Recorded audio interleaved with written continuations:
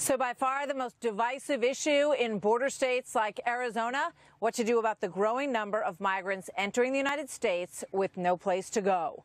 This week, the White House touted its, quote, record-shattering surge of apprehensions along the border, up over 50% this year. But the question is now, where does it go from here? On this issue, the two candidates running for Senate could not be further apart. In fact, they really don't see eye to eye on too much lately, which has led to some pretty tense moments over the past few months, like this. You said you had no problem. We're running out of time, but we have to let you respond to that. I want to ask right now whether you're going to apologize to the veterans and me for saying it's okay to commit treason. We are running out of time, so we got to get a response. Well, we need a response because she owes us an apology. Please. Well, Martha has chosen to run a campaign like the one you're seeing right now, where she's engaging in ridiculous attacks and smearing my campaign. And she's just trying to cut, and not share the full picture. But the truth is that I've always fought for Arizona, and I have been proud to serve our state in elected office for over 13 years. Joining me now, one of those candidates, Republican Congresswoman Martha McSally, is joining me here. Good to see you this evening, Welcome, Congresswoman. Did you get enough out of that response from Kristen Sinema? Oh, absolutely not. Like, she said it was okay. She was okay with an American joining the Taliban to fight against us. I simply asked for an apology.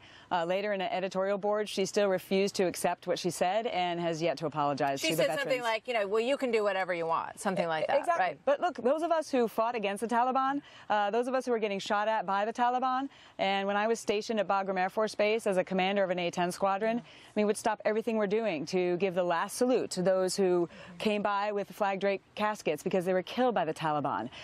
This is disqualifying and out of step with American values. Unfortunately, it's not the only thing she's done, but she's being protected, and a lot of the voters don't know about it. So thanks for having us on. It's a very tight race. The Real Clear Politics average has you at 46, Sinema at 45.3. You're both Congresswomen. Either one of you would become the first female senator from the state of Arizona, which is a historic moment. When you, because of your military background, when we look at the border, and we're going to head down there tomorrow morning, the president's talking about putting military at the border and doing whatever it takes, he said, to make sure that people don't cross. What does that mean to you? Well, what is whatever it takes? Yeah, we have to do whatever it takes to secure the border, and it's so frustrating that the Democrats continue to obstruct on this issue.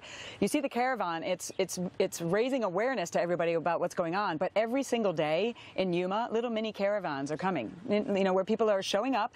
They know as soon as they step foot into the United States, either with a kid or they say the right words, they're going to be released. And 16,500 last month just released into the interior of the United States, never to show up for their court date. This is not working for our country. We have to secure the border. We have to close the loopholes. So that includes a border wall, it includes more agents, includes access roads and technology, but also closing these loopholes that the cartels and others are taking advantage of right now. But just going back to my question, what does whatever it takes mean? Because some people say, you know, what is this going to come to? If people start surging across the border, we just heard William Lajeunesse say it's a long way away. It could take months, but some of them are absolutely committed to doing it.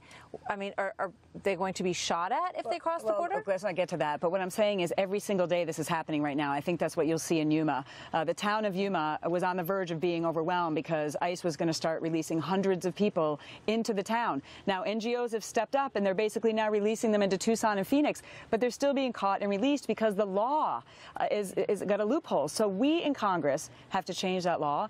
My Democrat opponent and the others, they're refusing to do it. That's not what Arizona is looking for. That's not what Americans are looking for. Secure the border, keep us safe. We have a very generous legal immigration system. People wait in line for that. You can't just show up and demand to be let in when we don't know who they are. So this is a national security issue, and it's a public safety crisis. One thing that we heard a lot from Democrats earlier on in the campaign was that ICE should be abolished. We don't hear that so much anymore. Why do you think that is? Well, it's a dangerous agenda. They're hiding most of their agenda, right? You know, impeachment, abolish ICE, government-run health care, open borders.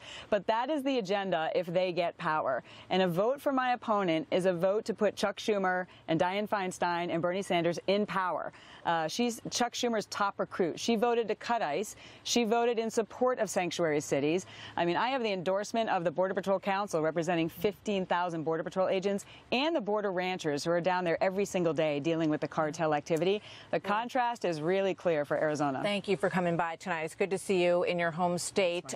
It is a very tight race, as we said, a lot of changing demographics in Arizona, so it's going to be fascinating to see where the people vote come Election Day. Thank you very much, Congresswoman. Good to see you tonight. So as that battle for the Senate rages on, with less than 2 weeks to go right now, key governors' races are also really important and up for grabs. We haven't spent as much time on them, but if there's